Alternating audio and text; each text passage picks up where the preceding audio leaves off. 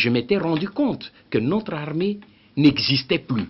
Pour la simple raison que j'ai été moi-même ministre de la Défense et responsable de sécurité, donc je suivais de très près ce qui se passait du côté de l'armée. Et c'est ainsi que j'ai demandé au chef de l'État de nous engager immédiatement dans la voie des négociations. Le gouvernement n'a pas accepté cette voie parce que le gouvernement avait une autre thèse. Le Rwanda et l'Ouganda étant des agresseurs, il n'est pas question qu'on négocie avec eux tant qu'ils occupent notre territoire. Mais je n'étais pas de cet avis parce que je savais la détermination qui était derrière. Les amis de Wechi International à Kinshasa, partout Bozali Mbote.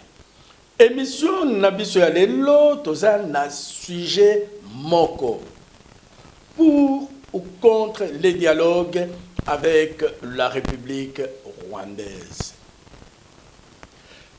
Awa na kati ya Congo toza na deux camps. Camp yaba nationaux na camp yaba internationaux. Biso ba les amis de Wechi toza na camp yaba internationaux tolobi oui. Dialogue avec la République rwandaise est un avantage nabiso. Papa Ngwanda a pesaki biso interview na 1999. Na période wana Papa Ngwanda poto mobimba bazo benga ye Terminator. D'ailleurs, tozalaki menacé pour nanini topesaki micro na biso na Papa Ngwanda. Comme d'habitude, biso ba les amis de Wechi, tozalaka na position na biso soki tomonike mutuana akoki ko apporter un plus sur la République démocratique du Congo, même bozala 1 million. Biso ba les amis de Wechi tokolanda binoté. Lokola lelo ba nationaux. Plus de 80 millions de personnes. Bazoloba non. Na dialogue avec le Rwanda, bisotolobi oui. Au dialogue parce que toza na bargument. Likambo oyo ya dialogue et bandi le loté. Tolanda Papa Ngwanda. Moi, je m'étais rendu compte d'une chose. Et aujourd'hui, en tout cas, les faits me donnent raison. Devant cette guerre qui avançait, et on dit avant d'aller à la guerre, pour le plus petit des stratèges militaires et des stratèges politiques tout court, avant de vous mesurer ou d'affronter un adversaire, vous observez d'abord quels sont ses moyens. Quels sont ses moyens de frappe et quelles sont mes capacités de résistance et mes capacités de riposte. Et quand vous vous trouvez en position de force, vous pouvez engager l'épreuve. Mais si vous vous rendez compte que vous n'avez pas les moyens de résister, vous négociez. Je crois que c'est aussi simple. Et tous les stratèges politiques et militaires dans le passé l'ont fait. Et c'est un principe, c'est une réalité, elle ne change pas. Et je m'étais rendu compte que notre armée n'existait plus. Pour la simple raison que j'ai été moi-même ministre de la Défense et responsable de sécurité, donc je suivais de très près ce qui se passait du côté de l'armée. Et c'est ainsi que j'ai demandé au chef de l'État de nous engager immédiatement dans la voie des négociations. Le gouvernement n'a pas accepté cette voie parce que le gouvernement avait une autre thèse. Le Rwanda et l'Ouganda étant des agresseurs, il n'est pas question qu'on négocie avec eux tant qu'ils occupent notre territoire. Mais je n'étais pas de cet avis parce que je savais la détermination qui était derrière. Et je me suis dit, quelle que soit cette position, moi j'engage. Après avoir reçu le feu vert du chef de l'État, je me suis engagé dans cette voie. Je suis allé le voir la veille du sommet de Nairobi 1. Et je suis arrivé à Kampala, où j'ai vu Museveni, et nous avons commencé les discussions, et il a accepté, Kagame a accepté, il est arrivé. Nous devrions, et les deux ont accepté, clairement parce qu'ils savaient que j'avais des éléments, des documents à l'appui. Ils savaient que je connaissais la vérité. Donc ils ne pouvaient pas me dire que ce n'est pas ça. Ils ont accepté, mais ils ont dit voici nos raisons pour lesquelles nous nous battons. Sur ces points-là, si nous nous entendons, je crois que nous pouvons arrêter la guerre. Et en examinant ces points que je publie dans le livre, j'ai vu qu'il y a beaucoup de points sur lesquels on pouvait facilement tomber d'accord. Mais au moment où on devait aller avec eux à Nairobi, parce que Museveni avait dit, nous allons à Nairobi, nous nous entendons sur ces points et nous déclarons qu'il y a un cessez-le-feu et nous entamons directement des discussions. Mais il y a eu pression, le chef de l'État m'a téléphoné, il dit le gouvernement est catégorique, si vous mettez les pieds à Nairobi, eh bien vous allez être interpellé au Parlement pour haute trahison. Parce que le gouvernement a décidé de ne pas négocier avec ces deux pays. Vous engagez des négociations, vous serez interpellé. Alors, je me suis excusé auprès de ces deux chefs d'État en inventant la raison que le président Mobutu m'avait donnée de documents publiés par les Américains et qui faisaient pression au Parlement et tout. Et je suis rentré. Voilà le blocage. Je suis rentré. Le document, je l'ai ramené au chef de l'État qui l'a remis aussi au gouvernement. J'avais remis au gouvernement à sa demande. Et nous avons attendu que le gouvernement puisse négocier. Le gouvernement a refusé, mais le gouvernement acceptera 4-5 mois après, au moment où ce sera trop tard. Voilà, c'est ça la réalité. Bouti kolanda papa Ngwanda.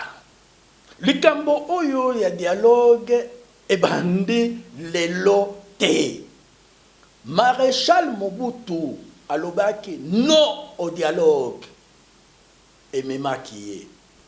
Maréchal Mobutu a posé qui ba condition oyo gouvernement Yamama Souminwa Tuluka Jidit a s'opposé. Ba condition oyo gouvernement ya Sam Lukonde et posaki Maréchal a posaki yango résultat des courses dialogue et memaki maréchal. Donc likambo o ya dialogue. Et ça likambo ya Kagame contre président Fachite. Et ça likambo ya République rwandaise na IDPST. Et ça likambo ya République rwandaise na Mama Marthe te na famille Tshisekedi te. Et ça problème ya Mabele. Selon Paul Kagame, cause et un conflit entre la République démocratique du Congo na Rwanda et ça Léopoldé. Pour na Rwanda, en 1884-85, Léopoldé a qui Mabele na bango. Il faut République démocratique du Congo a zongisa Mabele oyo Léopoldé a qui apesi biso ba Congolais qui ont bénéficié donc de l'héritage rwandais. Les frontières qui ont été bâties durant la période coloniale ont affecté, on va dire divisé nos peuples. Il y a une partie donc du Rwanda qui a été donnée à l'est du Congo, partie donc du Rwanda qui a été donné à l'est du Congo. Et sur le plan international, Bayebisaki Kagame, on ne peut plus retoucher aux frontières. Yango na lobby, et ça n'a avantage na biso. Mais la communauté internationale nous a dit il faut organiser un dialogue. Na kati ya dialogue wana bakoyebisa Rwanda ko toucher mabele ya Congo te. Même Papa Ngwanda auti koloba. J'ai examiné les points. J'ai vu il y avait 11 points où on pouvait se mettre d'accord, entre autres Makambo Yamabele. Avant ya ko passer na sujet mosusu Bolanda Papa Ngwanda. Et je m'étais rendu compte que notre armée n'existait plus, pour la simple raison que j'ai été moi-même ministre de la Défense et responsable de sécurité, donc je suivais de très près ce qui se passait du côté de l'armée. Et c'est ainsi que j'ai demandé au chef de l'État de nous engager immédiatement dans la voie des négociations. Le gouvernement n'a pas accepté cette voie, parce que le gouvernement avait une autre thèse. Le Rwanda et l'Ouganda étant des agresseurs, il n'est pas question qu'on négocie avec eux tant qu'ils occupent notre territoire. Mais je n'étais pas de cet avis, parce que je savais la détermination qui était derrière. Le deuxième problème, oyo tosalaki enquête eza po na nini communauté internationale ezo condamné Rwanda te. La réponse est très simple parce que Rwanda sur le plan international azo ndima dialogue mais na coulisse azo boya dialogue. Biso sur le plan international tozo boya dialogue. Tolobi il faut kaka tobeta Kagame. Il faut que l'armée à Rwanda et bima na sol congolais pour tokende dialogue. Discours wana ezoleka na communauté internationale te. Bolanda analyse ya équipe ya les amis de Wechi na yebisa kibino. Toza déjà na équipe, tozo zela diffuseur apesa biso canal pour équipe na biso et banda kosala ba émission pour na bino. Bolanda bango. Ça se pose une question, ça n'est pas le gouvernement de la France. Et c'est bien comme ça. Mais il ne faut pas tout confondre. Non, parce que non, mais c'est pas une position de la France. Je faisais allusion. Parce qu'il n'y a pas, il y en a eu. Je faisais allusion au propos de Le Drian. Lui, il est officiel français. Oui, mais le compromis à l'africaine, c'est Le Drian, c'est pas la journaliste. C'est exact, mais ce compromis. Bandeko balandi to uti kolanda ndenge nini masolo le kaki na parler de la nation. Christelle Pembo moni yango ndenge nini nga on a moni exact que président Macron basengi la première partie ya entrée à conférence basenga qui a condamné Rwanda parce que nous avons une condamnation à Rwanda par rapport à Makamozo de Kana Est. Mais le président Emmanuel Macron, le billet, il a condamné Rwanda.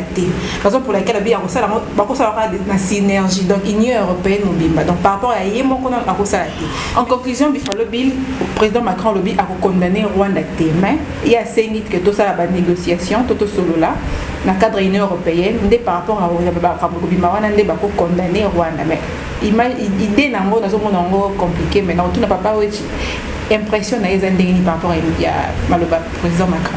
Oui, Christelle Pembo nga pena mona ka ndenge wana président Macron a moni ke masolo wana ezali yé mon côté France a koki ko décider ou bien a condamner Rwanda papa Cyprien Wechi. Et sengi il faut moi lingomba ya bato parce que za makambo les autres appellent masolo ali banda trop. Yo moni ngo ndenge. Oui, Christelle Moseka, ngana ninga obenga kombo na yo ya Moseka. Buffalo Bill chez le shérif de Pakajuma. Makambo nyuso yo biso tolobaki yango awa na émission. Mais bazo landa biso te, bakonzi na biso bazo landa biso te. Biso to continuer à côté ya peuple congolais. Tolobaki Nabino, avant d'arriver à Pape, n'est pas égal. Après départ, mais Tolobaki, année Oyo, Eza, année RDC en couleur. La vérité.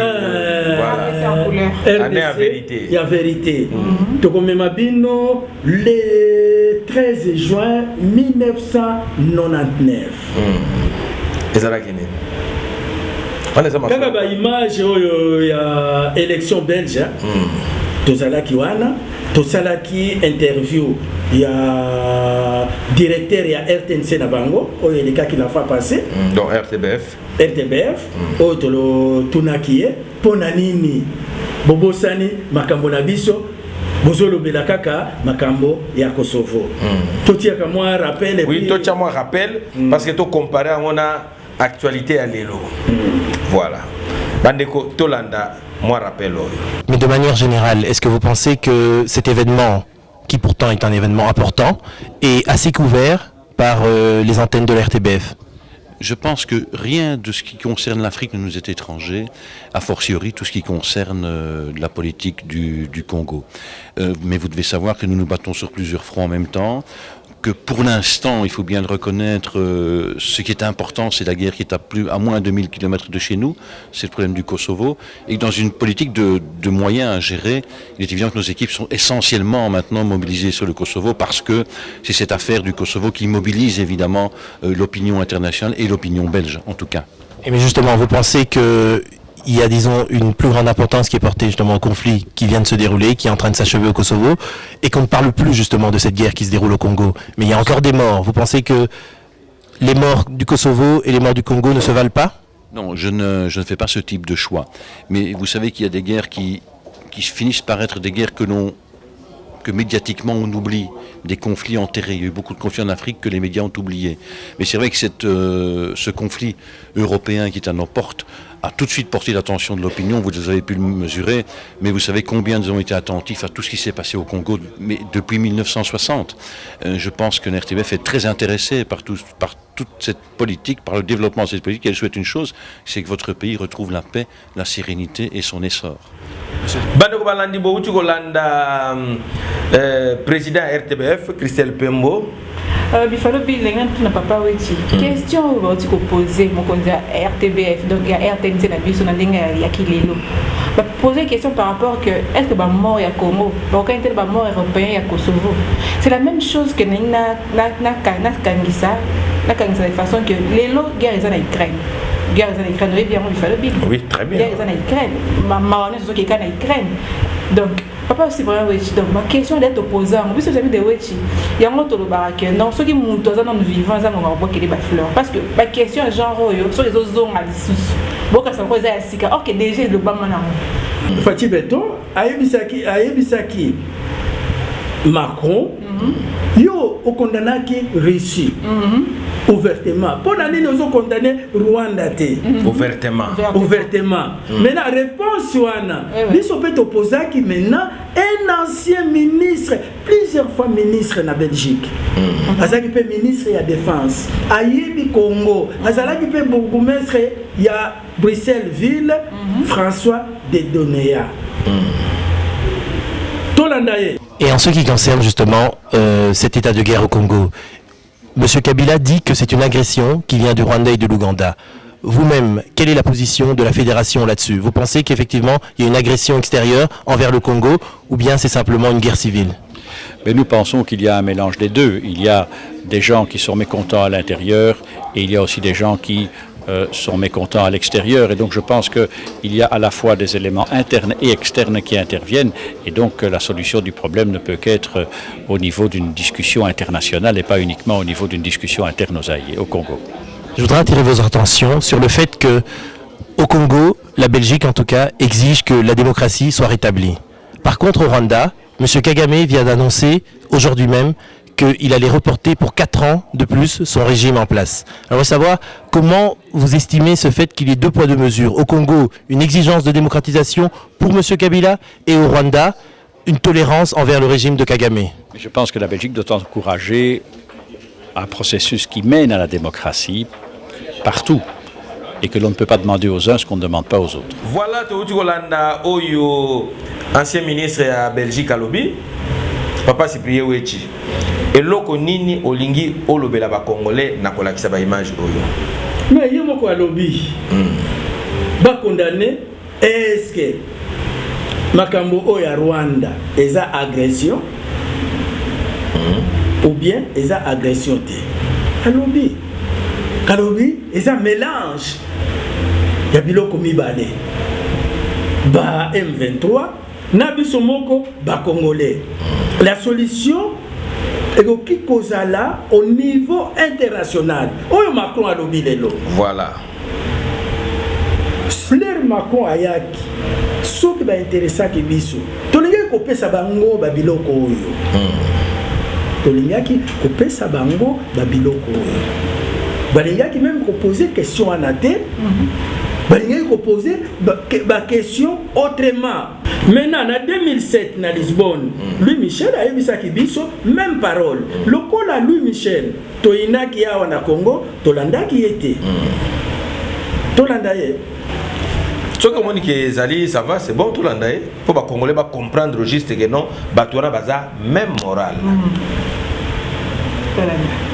Pourquoi Kunda a le droit d'aller en exil et pas les autres? Mais vous devez poser toutes ces questions-là. Parce que l'Union européenne, c'est la position de l'Union européenne et les États-Unis, comme je l'ai lu. La position de l'Union européenne, en général, je la connais bien, puisque je participe largement à la définition de la position de l'Union européenne. La position de l'Union européenne n'est pas celle-là. On n'a pas parlé de cette question-là. La seule position de l'Union européenne, c'est de dire, et je défends ce point de vue très fortement, c'est de dire qu'à l'Est, et je ne parle pas maintenant du problème de M. Nkunda, à l'Est, nous ne croyons pas à l'option militaire pour un règlement définitif de la question à l'Est. L'insécurité à l'Est, elle est évidemment certainement occasionnée par des rebelles comme M. Nkunda, mais elle est aussi occasionnée par des problèmes qui n'ont toujours pas trouvé des solutions quant au fond. Et la cause de ce qui se passe à l'Est, les causes de ce qui se passe à l'Est, doivent être réglées de mon point de vue politiquement. Il y a des frustrations à l'Est qu'il faudra rencontrer, qu'on aime ça ou qu'on n'aime pas ça. Et moi, je n'ai jamais cru à l'option militaire. Beaucoup de Congolais considèrent que c'est comme un génocide, ce qui s'est passé au Congo, et que l'opinion internationale ne réagit vraiment pas. Écoutez, moi je commence à en avoir assez, je vais vous le dire, je commence vraiment à en avoir assez de ce comportement je vais dire, des autorités congolaises qui disent « et l'Europe ne fait pas ceci, et l'Europe ne fait pas cela ». L'Europe, hein, madame, elle a trouvé près de 450 millions d'euros pour financer un processus électoral, et je pense qu'aujourd'hui le Congo ne serait pas un pays démocratique sans l'appui financier massif de l'Union européenne. Et donc l'Union européenne, par ma voix, et en tout cas moi, je ne suis plus prêt à faire acte de repentance. Je pense que l'Union européenne, s'il y a un pays où l'Union européenne s'est investie à trouver les moyens, à dépenser de l'argent des citoyens européens pour faire une démocratie, c'est au Congo. Et moi, je suis très heureux d'avoir constaté que le peuple congolais avait répondu positivement à ça. C'est le peuple congolais qui a fait la démocratie grâce à notre argent. Et je ne vais pas continuer à accepter... Non, je ne vais pas continuer à accepter des reproches injustifiés. Ça n'est pas justifié. L'Union européenne a une position cohérente. L'Union européenne, elle ne fait pas la guerre aux gens. L'Union européenne, elle essaye de convaincre. Elle n'essaie pas de contraindre. L'Union européenne, elle essaye de suggérer la paix. Tous les jours, toutes les minutes, toutes les secondes, c'est ça ce qu'elle fait. Alors, ne changez pas. L'Union européenne, c'est une puissance douce. C'est pas une puissance forte. C'est ça la grande différence. Alors, qu'est-ce que vous attendez de l'Union européenne? Qu'on règle vos problèmes à votre place? Non, l'Union européenne ne va pas savoir régler les problèmes du Congo à la place des Congolais. Ça, non, on peut aider, on est à la disposition, on dépense des masses d'argent pour créer un État, pour aider à constituer un État qui soit véritablement au service de la population, mais ne demandez pas à l'Union européenne de régler les problèmes à votre place. C'est begrepen. Papa, c'est pour y aller. Ndenge ni bango bazaka na moral moko. Pendant que biso on dirait de la discipline ta, comment y ndenge. Il faut, à mon avis, toyeba ke zando nyoso ibandaka na 4h du matin. Papa, c'est pour y aller. Est-ce que makambo leka na 4h wana? Comme tu as 10h à 46 tabandaki, il y a 11h à 46 tabandaki. Est-ce que oye leka na 4h, ezaki ni nyango leka na 4h. Oh, pour plus nyoso toyeba. Oh, to le kisaki la fois passée. Il y a origine et à conflit. Il y a conflit, c'est-à-dire que les hommes abelés, les hommes minérés. Batu oyo balanda ki émission oyo oti koleka. Mais est-il que papa Cyprien Ouechi na cité là vraiment nazo sepela na ba peuple congolais, vraiment ba congolais ba kinois en particulier, bazo la na ba émission pour ceux qui même lisolo ana comme ngo betama ya mabele. Par contre liboso da kaka ba minéré mais to boy pété. Pour ça, tu dois continuer les solos où il y a Macron, on a arrivé à Macron à Congo. Alors, que ma solo où il y a Congo, il y a une décision. Maintenant, Macron a le bas qui paie. Je ne sais pas si avant n'a pas sa image, tout le canal Macron, n'engageons loba na est de la République, tous les Somaliens, tous les islamistes, tous les groupes armés. Pour les quand même M23. Ndenge pe nalandaki Macron azoloba que des fois makamsu tozoloba moya condamné boyeboyete parce que ça na batu mususu o bazo piller République démocratique à ciel ouvert. À ciel ouvert. Voilà. Bandeko Tolanda. Tolanda Macron. Face à une histoire dont le nombre de victimes équivaut à celui des guerres mondiales que nous avons vécues, la France ne prétend pas, et je ne prétends pas avoir seule une solution. La solution est dans un réveil collectif, dans la prise de conscience qui se joue ici, qui est l'affaire de tous et de toute la région. Et aux crimes et aux tragédies qui se déroulent sous nos yeux, nous ne devons pas ajouter l'oubli et l'abandon. Alors je souhaite aujourd'hui que la France reste fidèle à son rôle d'allié indéfectible de la RDC pour défendre son intégrité et sa souveraineté. La République démocratique du Congo ne doit pas être un butin de guerre. Le pillage à ciel ouvert de la République démocratique du Congo doit cesser. Ni pillage, ni balkanisation, ni guerre.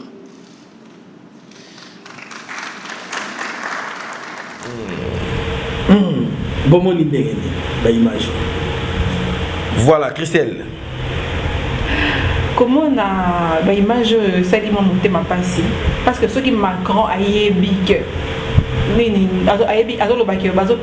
RDC à ciel ouvert. Donc il reconnaît que la milice est moins belle.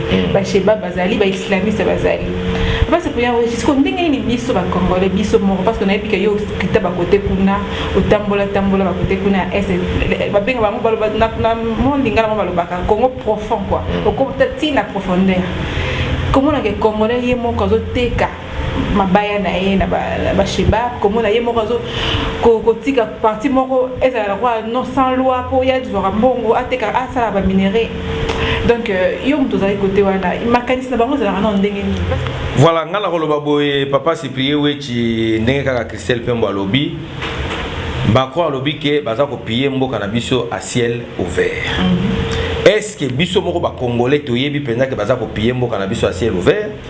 Est-ce que bakonzi na biso oyo bazo sala ba débat politique awa ya ko critiquer à tout moment? Est-ce que bayebi ke na ba territoire mususu wa Congo bazo yiba penza mboka na biso à ciel ouvert oyo ezali bikolo ebele ya monde basangani bazo sala makambo wa lelo na vidéo livre vidéo livre na archive tokomema bino na Mambasa na province ya Ituri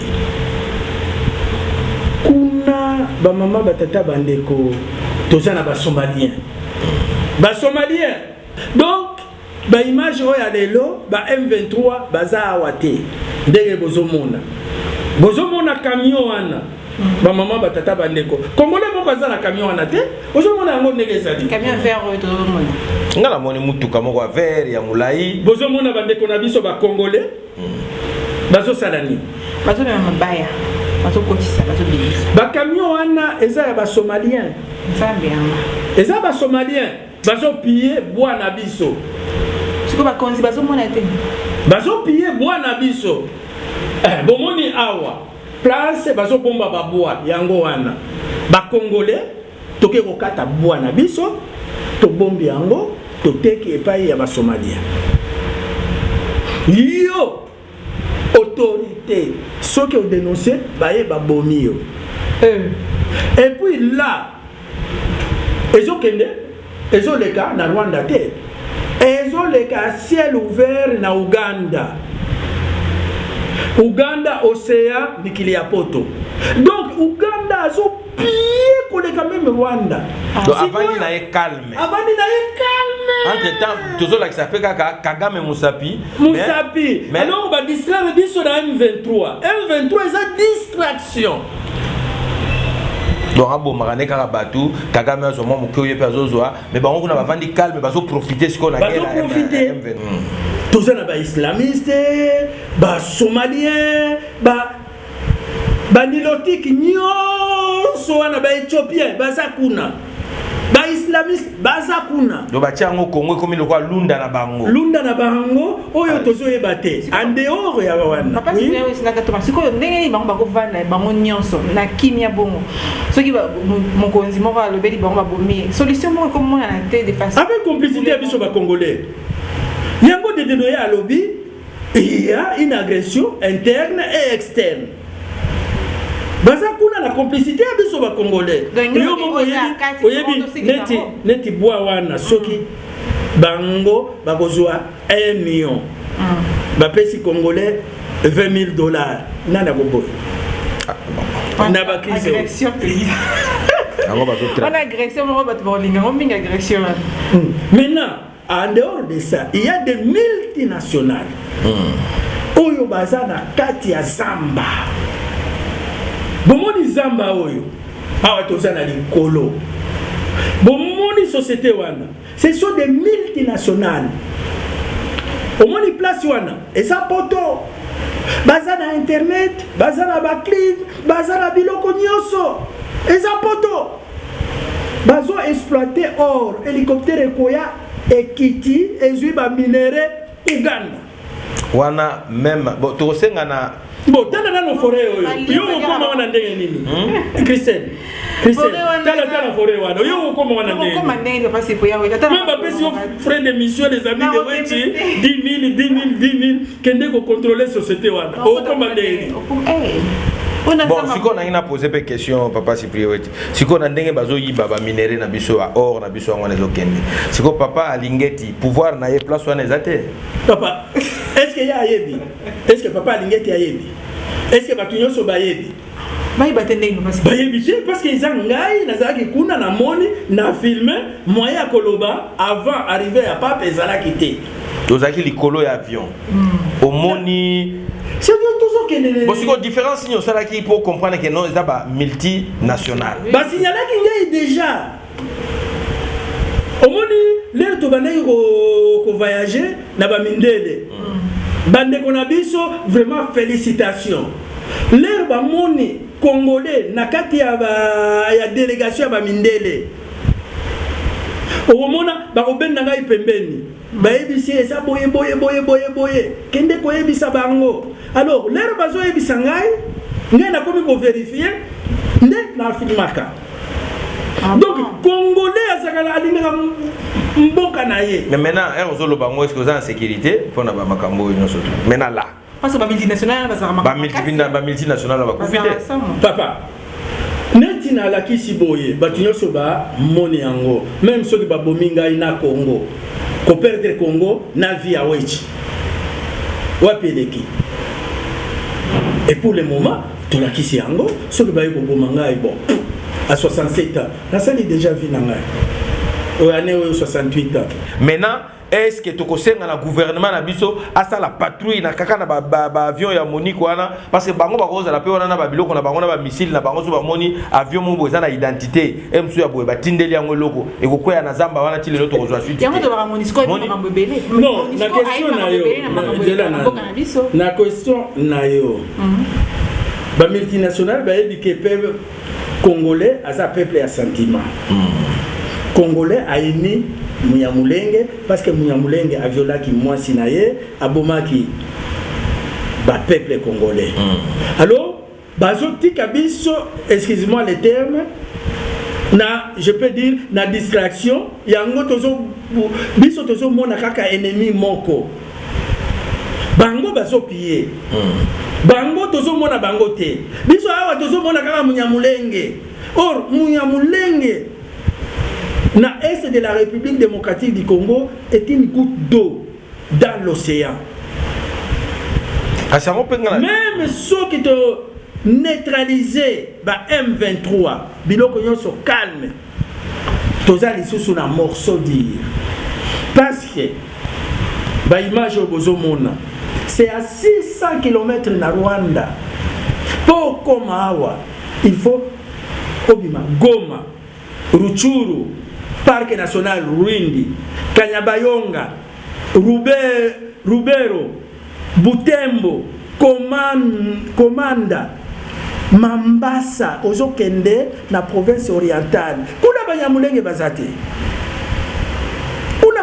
bazate. Donc, awa to beta masolo sans faire allusion au M23. Awa mutoazo piye biso nde Uganda. Makambo nyonso ezoleka na Uganda. Yango Uganda na Rwanda. Basalaki bitumba na Kisangani. Yango loko na ngina lobati. Yango na yango tokanisa te ke ba M23 bazali distraction pour la République démocratique du Congo. Non. Eza plan na bango ba planifier yango bongo côté au minerai ezoleka côté au mbongo ezotambola kuna makele les alakate. Donc côté ba bi ke Congo ba za la distraction na M23 tika to bunda to tcha bango embrouillement côté yo na ba M23 congolais na ba continent bango ba ko la concentrer na M23 kuna biso tozoyiba banzete tozoyiba or tozoyiba biloko surtout ezokende na tout le terme mosusu c'est-à-dire ba kota ki complot oui pona nini il faut to distraire congolais excusez-moi le terme, hein, tu corriger, hein, tout district congolais, na M23, parce que les Congolais, les Rwandais, les Congo na biso, au lieu de se concentrer, il y a Kobundisa biso, biso tozala tranquille, na pied yo, to pied Congo, bango, barobanda komona kaka M23. Or, bazo ebate ke Congo, Zamboka Beni, les amis de Wechi, toye na ba image oyo pour dénoncer bango que il faut tous aller vigilant sur tous les plans. Voilà. Nande Macron à l'Obaki Yango sur ces plans-là, pour condamner Macron.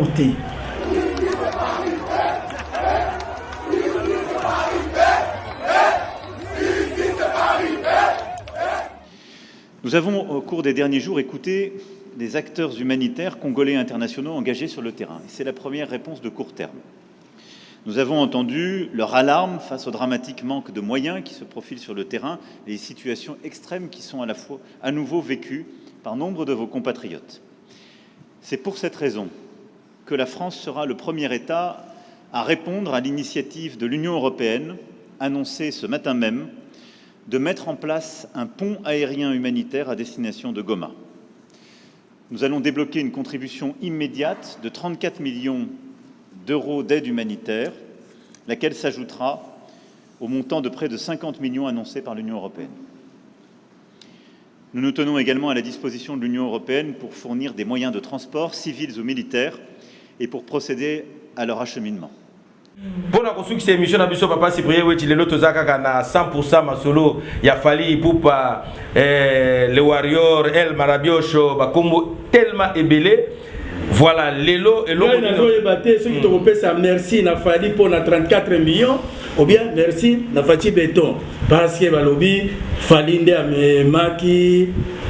Macron na bandal l'air même qui est bazo mais la castel est-ce que ebisa qui est mais awa tozo souffrir et ça biso 34 millions parce que oui 34 millions pesa maki na conférence de presse avant bakuta na fali donc mais peut-être l'air ba pesa na ki mbote na France l'air fali apesi Macron mbote fali ayebaki ke France ko débloquer 34 millions yango fali apesa ki mbote alobi en tout cas osa mobali wedengai maintenant nouvelle wana peut-être et comme ki awate ou bien ezalaki après ou pas mais il faut faire une investigation to yeba nani asalaki démarche à 34 millions fali ou gouvernement ya sama pour le gouvernement à Samalokonde bon pour na Élysée wana tomona ki était tomona ki fali na Macron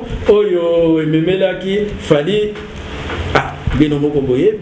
voilà, bande ko balandi biso na émission na biso de ngako lobabo. Pourquoi to poni fali et pour parler lo parce que fali na bane to ko tiela bino ba image oyo ya fali ya ebandeli fali asala ki parcours na ye moko abundi na musique na ye moko ti na niveau oyo akomi lelo oyo ezali ba image ya les amis de Wechi Bolanda. Et puis nous sommes témoins oculaires leur fali à côté na quartier latin na 2002 leur abimi meilleur chanteur.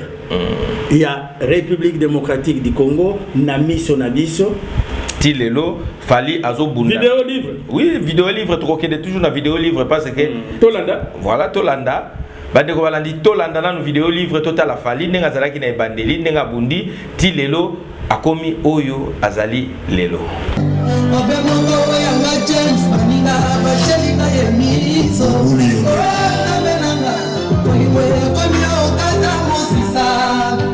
Tout ça a la radio chez Temba. Alors tout ça a fallu pour passer à Awa. Moi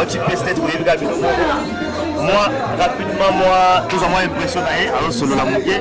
Impression fallu pour pas d'abord merci d'être de Awa comme par hasard tu peux pousser de déjà lobby mais Awa pas émission va aller qui les rochers à partir de Mikili mais les lots ça la en direct à la radio qui quoi. Il fallait pas d'abord question à l'hypothèse à Kaka et on les a meilleur chanteur 2002 Impression rapidement la micro les amis de Wedge. En tout cas, merci beaucoup de connaître les amis de Wedge. La CPL Ming, on est au côté de la Léo. Au bon gars, ça nous soit à côté qu'on a quoi. Ça nous a plaisir de voir à côté. Sentiment ça est belé na oh moi là l'accent est até mais mieux pas trop baleno bana Paris bana Italie bana ya Belgique partout Allemagne ba tout ba Hollande ba il fallait pour pas mutu na ba soutenir la meilleur chanteur du Congo. Alors message nous allons ya souka toi ba bazola na biso la minute il fallait pour pas en direct en tout cas. En tout cas, merci beaucoup. Donc, minga olobezate quoi. Donc, nzamba batela biso kaka poto mona lisusu poto sepela ndenge mesa ndeto mesana quoi. Donc, na pesi batutu mbote na bat balinga mo pa mo konzi na bat balinga biso na bat bayina biso donc mbote kaka quoi. Donc, aux meilleur chanteur Fally avant aussi Lisa moi le moko pour ça la peka bien quoi. Ouais Congo RDC na biso Congo na yo Congo na biso baso na yebi nzala mbula zomi ekosilaka na bileya mokolo moko